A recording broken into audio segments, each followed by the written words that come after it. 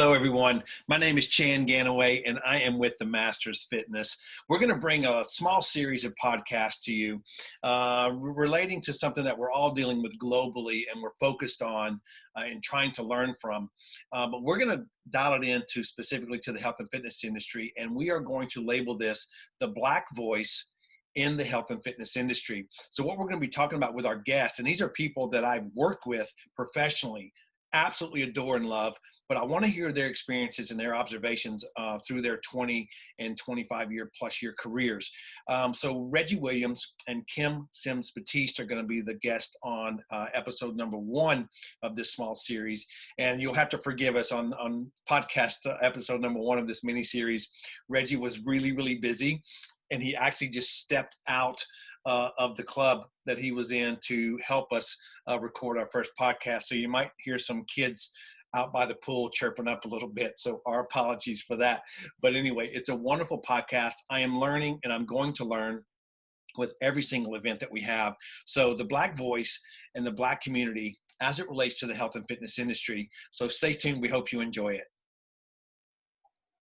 All right, everybody. My name is Chan Ganaway. I am with Kim Sims-Battiste and Reggie Williams. We'll get to all of that in just a little bit about their bio, why we're having this podcast, why are they invited, and all those connections that we have. But today I was thinking, and I went through probably 10 labels for this podcast. And being in the industry for 23 years, I really wanted to be fair. And so I reached out to both of you and said, hey, how does this title sound? It seemed a little blunt to me at first.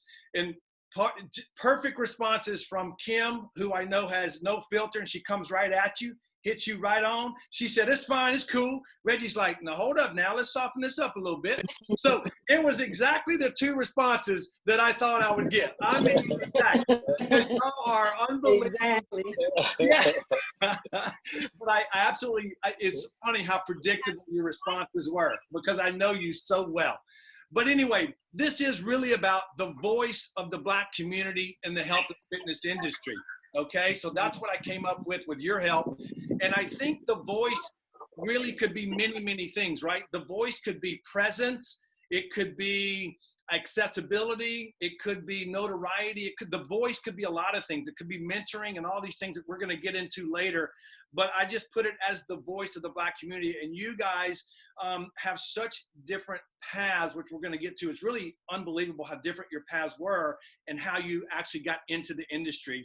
So Kim, I want you to take about 60 seconds. I know it's going to be hard, but I know I'm going to give you a little background later. But what have you been doing over the last 1, 2, or 3 years? Give me all the titles and hats that you've been wearing.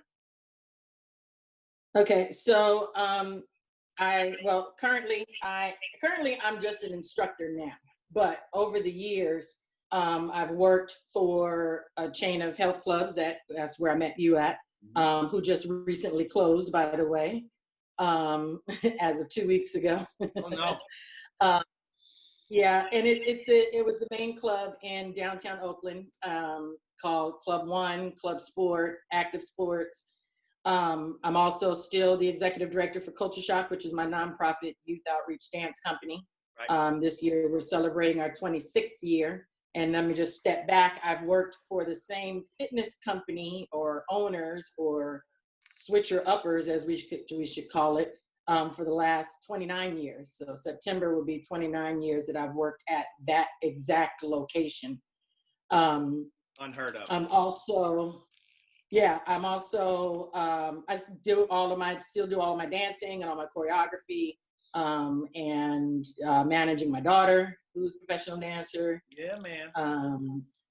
So yeah, that's pretty much it. Just I don't hold a title right now other than Miss Kim. Well, you know what? Nobody really holding a title right now because we're all sitting at home waiting. Exactly. I think Reggie just started like 7 days ago, I think, working his way back into his studios. But yeah, Kim, Kim has just been, for those listeners, the group exercise director, manager, dance choreographer, leader of the troupe there in Oakland Culture Shock, which has just been an absolute love and passion of hers for many years. So Reggie, give us your titles and your hats you're wearing right now, brother. Yes, sir. Owner of Orange Theory Fitness franchise, master trainer for Orange Theory, yoga instructor. Recently? Recently, yeah. Actually, not even so recent now. So I guess about 2 years now. 2 years? Yep. So got my yoga 2-3 years. Relaunching my company, Body Lab. Was a master trainer for Equinox, which is where you and I met. Right. GM of a couple of different fitness clubs prior to that. Spent 10 years in the military. I'm an entrepreneur that just so happens to know how to coach. So we'll just put it that way. Yeah. No, that's it, man. Look, that's it. And you guys both, what I loved, and we got to get to the content in the next 2 minutes, but what I loved the most about my memories of working with you both, Reggie more recently than Kim, which was a while back, 12, 13 years back, was just the passion and the people skills and the commitment. You weren't half in, you were all in, 100% in, with full commitment to whatever you were doing. You ignored the outside noise and you just drove that train straight ahead. And I remember that about you. You're both pretty hard-headed. You both know what you want, and you're gonna go get it. You really are gonna go get it. And that ain't no surprise to you, Kimmy. So check this out. I wanna know, Kim, literally, I need you to go way back. Who got you into the fitness industry? How did you first get a paycheck in the fitness industry? I started off teaching and training and everything when it was club sport, right? In downtown Oakland. And let me rewind back. I actually paid my way through school teaching aerobics at Western Illinois University. Yes. Not exactly even knowing what I was doing at that point, but all I needed to do was jump up and down, make everybody sweat, and leave out the room. Right. And so then that became more of a, how can I keep doing this and, keep it relative to what I was doing as far as dance. But very quickly, dance became separate than my fitness. So once I moved to California, fitness was really heavy then, but then also the dance scene was picking up where everybody had a video and everybody had a show. Right. So I tried the LA scene, didn't quite work for me. And it's funny because in talking about the dance industry and the fitness industry, what I ran into being a Black female is everybody loved the novelty of a Black woman, but they never really respected my education and know-how behind it. So I got a lot of my work because I was a good dancer, but did you really respect me as a fitness professional? No, you didn't. So I did URSA and IDEA for many, many years. I was a Nike Elite trainer for 16 years, but I never was on the same plane as anybody else. It was always, oh, Kim the dancer. Oh, you were Kim the talent. You were the talent. I was I was looked at more of talent than as an educator. Got it. So as the fitness industry started to boom more, where not just, group exercise classes, but personal training and group training and things like that, the novelty kind of wore off. And then it was, we'll use her as a placeholder. You know what I'm saying? And so, we have that one Black girl that, and she can dance. And yeah, she knows some stuff about fitness too, but let's just keep her over here, make her smile and be done with it. You got put in a small box. Right. You were definitely put into a small box. But in working with, building my fitness persona, I guess you could say, it was really hard because it was, like I said, I was looked at more as I don't want to say token, but I was looked at more as ooh, look at her. And then when it was over, then it was, well, then I'll go and talk to her. Right. So it's always been, for me, I've always felt like, the Black voice as far as fitness was concerned is, if it was a good showpiece, then, it was good for whatever club, industry, convention, master class, whatever. Listen, I didn't mean to interrupt you, but you said it to me a couple of days ago. If it fit the Black culture, they were fine with it. But if it went outside the Black culture, it was really difficult. Is that true? Right. Yeah. Oh yeah. Because when hip hop and dance hit the scene, you know, I have to say Culture Shock was a leader in that when, you know, Ursa and Idea and all these fitness conventions wanted dance in it, but I was able to call it hip hop because of my knowledge in hip hop and its culture and, you know, everything about hip hop. But when it came down to, you know, okay, now explain the fitness benefits and then it was, now let me talk to you. Yeah, let's talk about programming, education, choreography, all the things that take big time intellect. It was tougher that way. So Reggie, talk to me about your first paycheck in the fitness industry. And was there someone that said, hey, you belong here? Yeah, actually I come out of, I spent 10 years in the Navy, and this was around 2006. I went back to school, finished up a degree in construction management. And when I was finishing that degree was when 2008 hit. So the crash happened, and I went from thinking I was going into the construction industry to didn't know where I was going to go. And fitness actually found me. I was in a communications class, and a young lady that was sitting next to me, she was like, I don't know, but you and my cousin would just kick it off for some reason. She felt that way. And her cousin was the GM of an LA Fitness. And so I kind of like to do my research, to do my homework, because I knew nothing about the fitness industry at the time. So I went and interviewed with him and spoke with him. And then at that time, Bally's was still open. So I went and spoke to someone at Bally's who happened to be his uncle. That's where I started, was Bally's. Yeah. Guess what? Hey, me too. Yeah. Thank you, Bally's. Bally's at North Shore Center in Chicago, Illinois. That's exactly where I started. Oh my God. And they gave me my scholarship for school. Oh my goodness. Look at that. Yeah, small world. So you guys so I ended up starting in sales and ops in LA Fitness. Within about 3 months, they promoted me to an assistant GM. And within about another 3 months, promoted me to GM. And then I started opening LA Fitnesses. What city? So this was in Miami. Okay.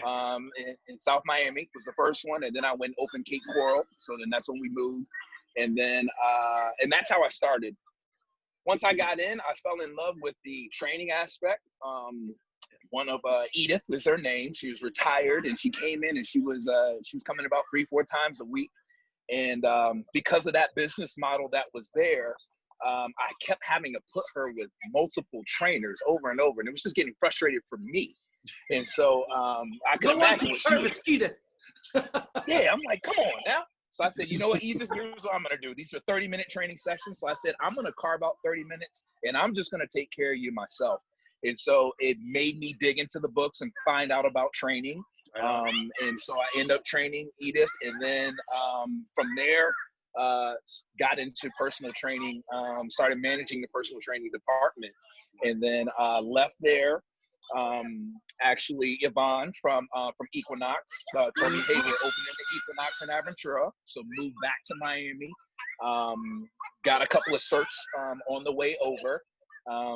Became a tier 1 trainer at Equinox. Went back to school, which is kind of where we started to That's where we developed, right? Yep. Went back, got another degree in exercise science, and I mean the rest is history. History.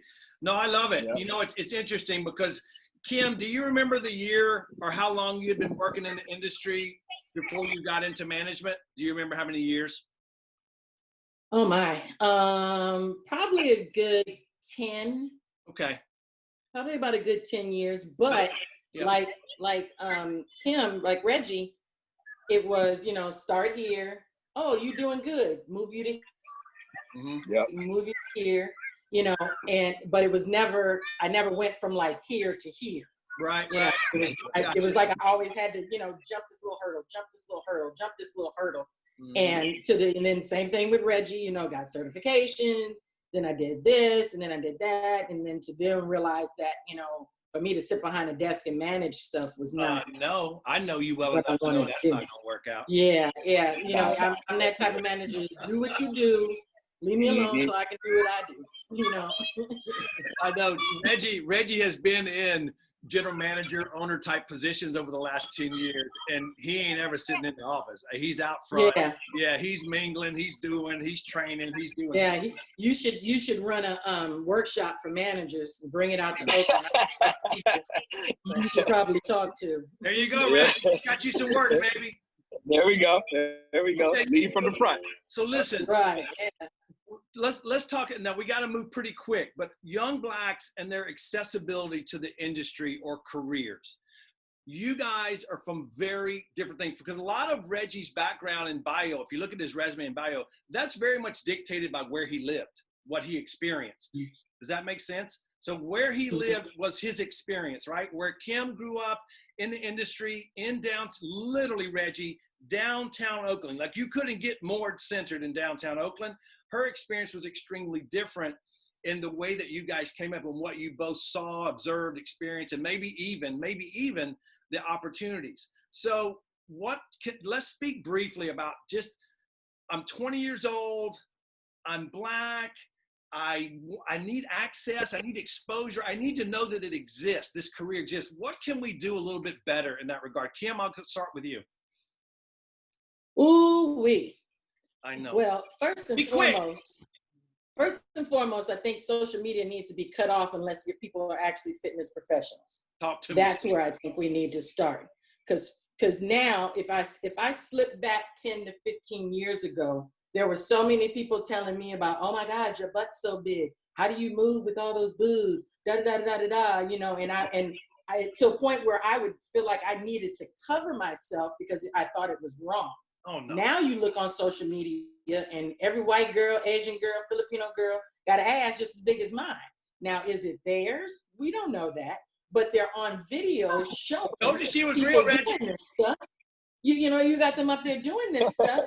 And yet, how is another black woman supposed to look at that and go, oh, this would be something that I want to do. This is an industry that I might want to get in, because there's no education behind this. It's just all aesthetics. And that's so the now dominant you look like exposure. me. Now you look like me, but you don't want to listen to my education behind it.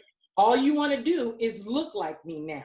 Whereas back 10, 15 years ago, I wouldn't have been able, there's no way that I would have been able to stand up in my natural body and have somebody say, ooh, I look like I want to work and be like you. Right. White, black, or indifferent. So how do we change the narrative? How do we change the language? Well, I think it's all about education. And like I said, if social media, if the people that were on social media doing these videos and doing all of this stuff was educating people, then it would be different. Right. Then I could see that maybe some young black men or women would want to get into the industry. Take it seriously. Because they see. And take it seriously. They're not taking it seriously. You just want to see whose booty's gonna be the biggest. I got you, Reggie. So talk to me about accessibility. You're 20 years old. You're not sure what to do with your career. Maybe you're in college, maybe you're not. How do we get them access and exposure to the seriousness that Kim's talking about, a serious career path? Yeah. So to be honest, I didn't even know there was a career path in fitness when I first stepped into it. So it was just a matter of steps of being exposed and having opportunities that I saw, and I went and got the opportunity. Mm-hmm. So, you know, like you said in the beginning, I set the goal, and I just went after it regardless of whatever was going to be there. But it wasn't like, hey, here's a path for you. That never was part of the dialogue. Nope. Open, double nope. All right. So listen, let's talk quickly. Let's talk about what they have degrees now that we didn't have access to. Sport management, club management. I mean, you can literally get degreed in this. So to me, the optimism in me is like, oh my God, send them down that path, right? Because it's a clear, defined path. You don't have to sell them on it. It's right there. It's free. Do you think that is being utilized maybe the way it should in the Black community? So I think in regards to education, it is. There's a path. Had I known about fitness and exercise science and all that other stuff, it would have definitely been on my radar. But I just didn't know it was there. Now, you know, different. Like you said, social media, and I mean, even now with athletes, and they're talking about you know, their strength and conditioning coach and all other stuff. It's just a different time. Yeah, they're talking So about yeah, it. Right. Yep. So now it's, you know, like you guys were talking about, it's education and exposure, and there's more opportunity that's available now. So but we're in different times. What do you think, Yep. Kimmy? It's in your face now, whereas before it was find it if you can. Or you just happen to bump into someone that believed in you, Exactly. which was 1 in Correct. 100,000 chance that you were Right. actually Yep. going to stumble on that person like you did, Reggie. You just happened to just stumble on them, right? Which is crazy, really crazy. That's correct. Okay, so let's talk about what I want to talk about, and this is tricky. We've got a good 10 minutes to go. So listen, suburban markets, exposure to fitness clubs, gyms, it's plethora. Every franchise you can imagine. LA Fitness has got 4 of them in one small city, Planet Fitness. Kim, you're in urban market, exposure to gyms, health clubs, and fitness. I'm 15, 16 years old, Kim. What's my exposure like? Well, first of all, let me just back up for you, Yeah. because we're taking urban out of our language because of the Okay. negative tone that it has. Oh, okay. You know, with everything that's recently gone on, you know, certain words that we're trying to make a change with, and one of So them help is me. urban. Yes. So one of them is urban. And downtown, let me just quickly step back. I'm not even from Oakland. I'm from a town called Bolingbrook, Illinois, where I was raised. Very proud of it. Love it to death. If I could go back there, I would, but it's cold. So, It's cold, but Reggie. as I moved, right. So, but as I started working in downtown Oakland at the club there, the exposure for our Blacks in Oakland is only if you're in that area. So if you don't come down there, if you're not introduced to it, if somebody's not saying, Right. hey, you should come to here, then the club was never accessible to Black folks. Right. Or if you were a business that you work downtown, or, you know, word of mouth.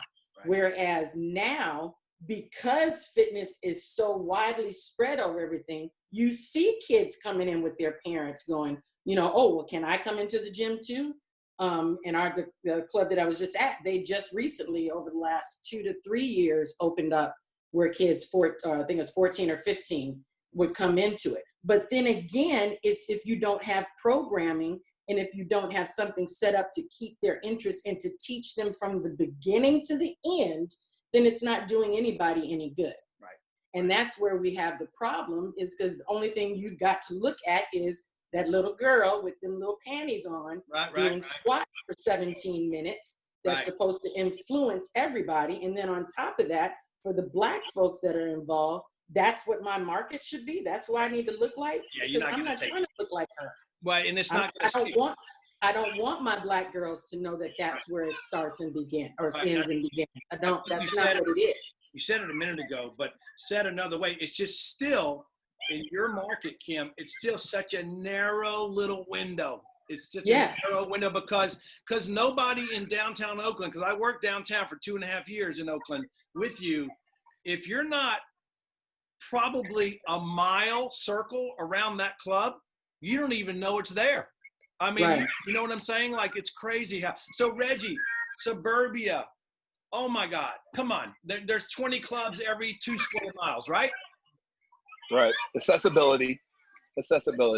Yeah. So accessibility and demographic. You know, it's more of the lifestyle. It's more of what people are looking for, what they can afford. Right. So, you know, if you go to in the inner city, you might be able to get into the club, but you're not really looking for a personal trainer to add on top of that. You know what I mean? Where more of in a suburban market where there's some disposable income. Now, as a personal trainer, you can actually make a living as a personal trainer. I got a cousin, you know, inner city DC, talented brother, but doesn't have that same type of exposure to be able to create a career behind training. So he did it on the side, and now he's a network engineer, you know? So I think we lost somebody. We lost them, right? That's what ends up happening, is you end up losing them because nobody's grabbed them and said, ooh, you're a talent. You know what you're doing. Let me guide you through a certification. let me guide you through, take these, master classes, or, look Right. online. Right. You can't, there's nothing that you can't get online now. Right. You know, so. And that's really just fragments the whole thing, and it's so muddy. Even the smartest people, the three of us on this call, you can't make sense of what is going on out there. It's just insane. So Nope. listen, I want to talk about the fitness industry for the last 5 minutes. To me, I'm going to give you my observations with my eyes. These aren't stories that I've heard, okay? Because I've worked with you both. I've been doing this 23 years. I started at Bally's. I went to exclusive clubs. I worked for Club-1, which was not really exclusive, but really nice. I've worked with Equinox for 3 years, Upscale, Orange Theory for 8 years. My observations of the fitness industry, as I saw it through my eyes, was all inclusive. And before you roll your eyes, let me finish. all inclusive. And what I mean by that, I hired, worked with, managed, fired, educated, and trained Blacks, white, Latino, gay, straight, Jew, Christian, atheist, you name it. It was part of what I was looking at, and I never really thought about it. I truly didn't, and I mean that from my heart. That's because of who you are, Chan. That's because of who you are. You Exactly. chose that route. There's so many clubs and so many industry and so many leaders out here that they choose to stay within this bracket because it's comfort. It's a comfort zone. You chose to take on the challenges of what each person's attitude, action, the diversity of it. Yeah, but that's because of you, not because of the tools that you were given, probably within the management of where you worked. It's just who you are and how you were raised. Period. I have to agree with that. I know your mom, I agree with that. so I know. How do we look? I'm not here to pat myself on the back at any level, but I think what's interesting is if you're talented, you're personable, you're committed, you're genuine, you're willing to get the education. What else is there? I mean, to me, as a hiring manager and educator, I never thought about anything other than those 5 or 6 things. I just never thought about it. So, Reggie, in your experience, has the industry been all-inclusive? Because you two, literally 2 Black professionals right now, may have experienced different things. It's going to be interesting to hear your response, Reggie. Yeah. So you are greatly responsible for me getting in Orange Theory. Had it not been for you, I probably would have passed. And so I thank you for that. And just like Kimmy was saying, that's just because you being you. And there's a lot of Chans out there in the world. Like I would say 99% of the people I hang with are, just like yourself. Yes, we see color, but we don't judge based on color. Right. We judge based on how your work ethic, what you bring to the table, all those different things. So the staff that I've trained and hired, same thing. Yeah, I mean, it's just, you see them all different types of cultures. Right. So I don't look at hiring a staff based on what color they are or where we're located. I look at what are you bringing to the table to add value to the client that's coming. And so, going out, that says a lot about the individual, how bad they want it, their work ethic, their knowledge base, their willingness to learn. Do they play nice in the sandbox? All those different things really comes down to the individual. So if that person shows up, then all of a sudden opportunity starts to show up, and then it's up to the individual to chase that opportunity. Yes, there are pockets to where it's more accessible than other places, but that's just what and then look, we're at right now. You could say that's life, right? If you're in a market that has opportunity, good for you. If you're in a smaller inner city market and the opportunities aren't there, that's just the reality of where you live. Kimmy, do you talk about the word inclusive? What does that mean to you? Because we got about 2 minutes, girl. I've always worked in an environment where it's been inclusive. I've always had to fight to make it inclusive, though. There you go. That's where the problem is right there. Is that with the club down in Oakland, I could get as many Black folks, white folks, whatever I want in there. But I had to go through a funnel with people because of the management team or the ownership, wanting me to specifically set boundaries and guidelines for who did what, when, and where, regardless of what people's education was, experience, all of that. So for me, I come from where, you know, I was all over the world teaching, doing master classes, traveling for URSA, IB. Hell of a resume. And every time, and I have to say that it was, you know, some points I always felt like I was having to fight just to get somebody to say, you know, hey, you should try this, or, ooh, you're good at that. I always had to push to get stuff out of people to be able to advance myself. And then at some point in time, I was just like, you know, fuck them. I just do what I do. And if you like it, you like it. If you don't, you don't. But that's on the rise. So. Right. I got it. Well, listen. I agree. Yeah, I agree.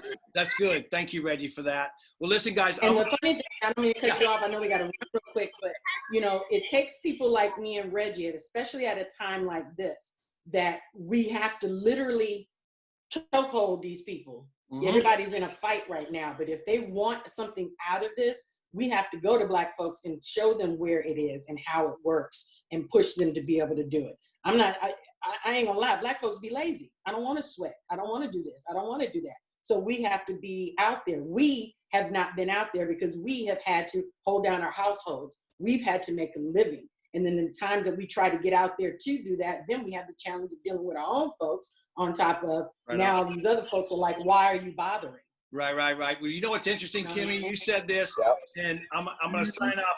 Is it true for both of you, the statement of Black faces need to see Black faces at the top to aspire to it? Exactly. Is that true? Exactly.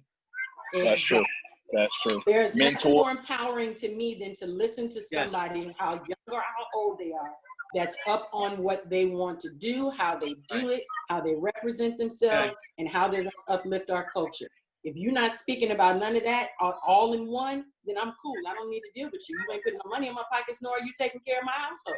Right. If you push me through to educate me and move me forward, then I'm good. But we need more people to be out there doing that, and that's the problem right now.